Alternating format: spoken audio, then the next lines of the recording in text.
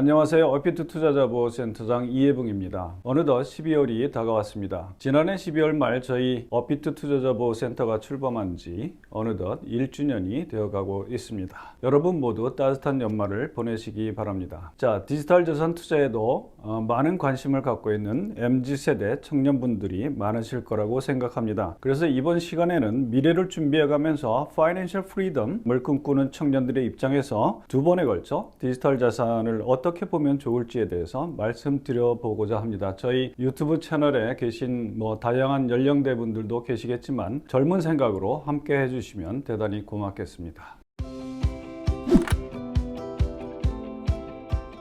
먼저 제가 태어났던 1962년 미국으로 가보겠습니다. 변화와 도전 그리고 희망과 두려움의 시대, 소련과 경쟁을 벌여야 했던 그 시대였죠. 1962년 미국 케네디 대통령은 달 착륙 계획인 아폴로 프로젝트를 밝히는 자리에서 To the moon, 달나라로 가자 라고 외쳤습니다. 케네디 대통령은 이렇게 말했습니다. We choose to go to the moon. We choose to go to the moon in this decade and do other things. 우리는 달까지 가기로 선택했습니다. 10년 안에 달까지 가보기로 했습니다. Not because they are easy, but because they are hard. 쉬워서가 아니라 어렵기 때문이라고요.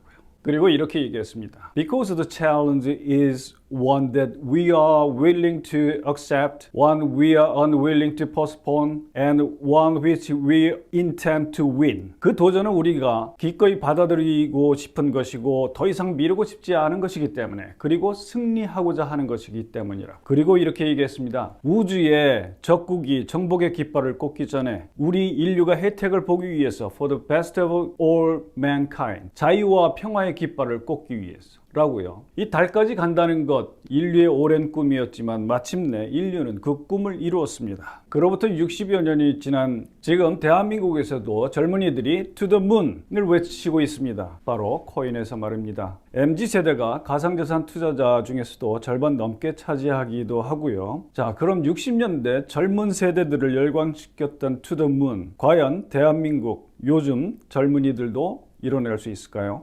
물론 요즘 투더문보다 돔황차라는 소리가 많이 들려 편안치가 않습니다. 히든 피규어스라는 영화가 있었습니다. 1960년대 초반 미국의 최초 유인 우주비행 탐사 계획 머큐리 계획의 숨은 공신들 삼총사를 그린 영화였는데요. 머큐리 계획은 제미니, 아폴로 계획으로 이어졌고 1962년 케네디 대통령이 라이스 대학에서 쉽기 때문이 아니라 어렵기 때문이라고 투더문을 외치면서 약속한 10년이 채 안 된 1969년 마침내 아폴로 11호가 달 착륙에 성공합니다. 미국이 나사를 설립하고 아폴로 우주선을 달까지 보내는 데 성공할 때까지 얼마나 많은 계산을 하고 머리를 맞대면서 많은 준비를 했을까요? 우주에 사람부터 보냈을까요? 아니었죠. 무언가를, 더구나 사람을 또 공들여서 선발한 우주 비행사를 달까지 보내려면 당연히 엄청 치밀한 준비가 있었을 겁니다. 송구한 말씀이지만 요즘에 많은 분들, 심지어 젊은 분들까지도 투더문은 외치면서 야수의 심장을 탑재하고 수면 매매에 들어갑니다. 오를 때까지 막연한 기대를 하면서 말입니다.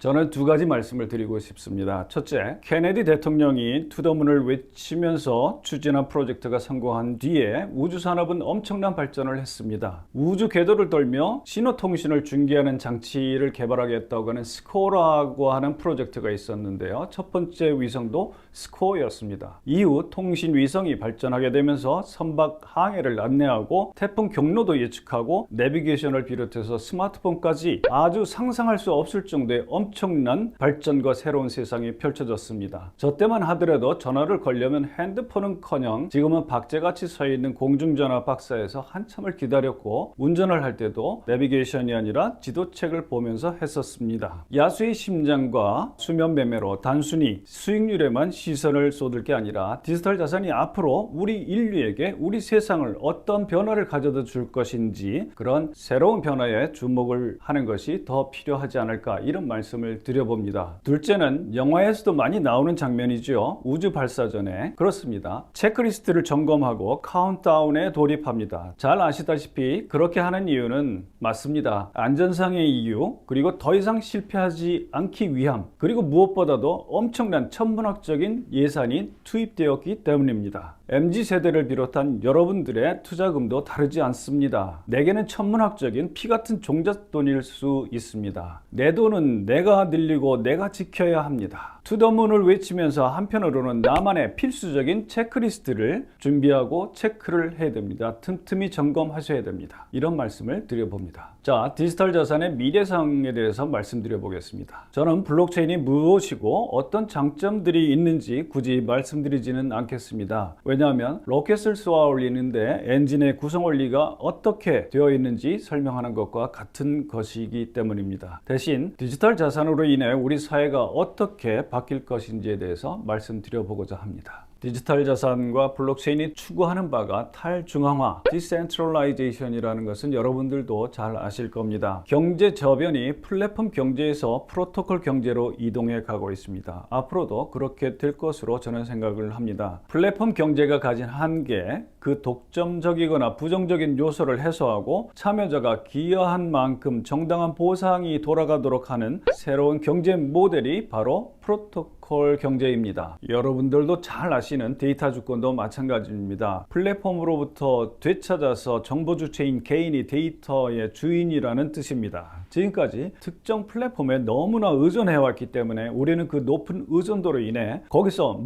어떤 일이 벌어지더라도 속수무책일 수밖에 없었습니다. 이 탈중앙화 구조로 바뀐다면 무엇보다 개인의 역할이 부각됩니다. 플랫폼이 담당했던 역할을 개개인들, 참여자들이 하게 되면서 생태계에 기여를 하게 됩니다. 그만큼 정당한 보상을 받는 구조가 만들어지고 있습니다. 이런 프로토콜 경제 모델을 바탕으로 정말 다양한 아이디어들을 갖춘 사례들이 속속 나오고 있습니다. 간단한 사례를 들어볼까요? 우버, 수수료 20%를 뗍니다. 손님이 10,000원 내면 우버가 2,000원을 떼어가고 기사는 8,000원만 가져갑니다. 우버 드라이버였던 한 사람은 대우가 공정하지 못하다, 부당하다고 생각해서 아케이드시티라는 택시 서비스를 개발했었습니다. 이와 유사한 탈중앙화 시도가 이스라엘의 라주즈 프로젝트입니다. 좌석 빈자리를 실시간으로 공유하는 앱인데요. 우버와 유사하지만 중앙화된 운영 주체가 없다는 차이점이 있습니다. 일정한 거리를 운전해 주었다. 그것이 Proof of Movement, 이동 증명을 통해서 입증이 되면 보상 토큰을 받게 됩니다. 중간에서 떼는 수수료가 없고 참여자들은 노동에 대한 온전한 대가를 토큰으로 공정하게 보상받는 구조입니다. 이 플랫폼 경제, 지금까지 우버 본사만 엄청나게 성장해 왔다고 하면 이 프로토콜 경제 모델에서는 라주주가 잘 되면 잘 될수록 그 과정에서 생태계 모든 참여자가 동반 성장하는 그림이 가능해집니다. 결국 프로토콜 경제의 핵심은 공정한 분배와 상생입니다. 앞으로도 이런 사례들이 많이 나올 것으로 보입니다. 프로토콜 경제의 핵심이 공정한 분배와 상생이라고 말씀드렸는데요. 우리 사회에서도 많이 들리는 말이기도 합니다. 2021년 6월 국민일보가 설문조사를 해봤더니 MZ세대 3명 중 2명은 한국 사회가 노력에 따른 공정한 대가를 제공하지 않는다고 생각하는 것으로 나타났습니다. 그 어떤 세대보다 공정성을 강조하며 상생을 중요하게 여기는 MZ세대들의 생각을 엿볼 수 있었습니다. 현재 주어지는 보상이 공정한가? 이 생각이 다를 수는 있습니다. 누구나 다 공정하게 일한 만큼 보상받는 것, 어찌 보면 당연한 건데 현실적으로는 쉽지도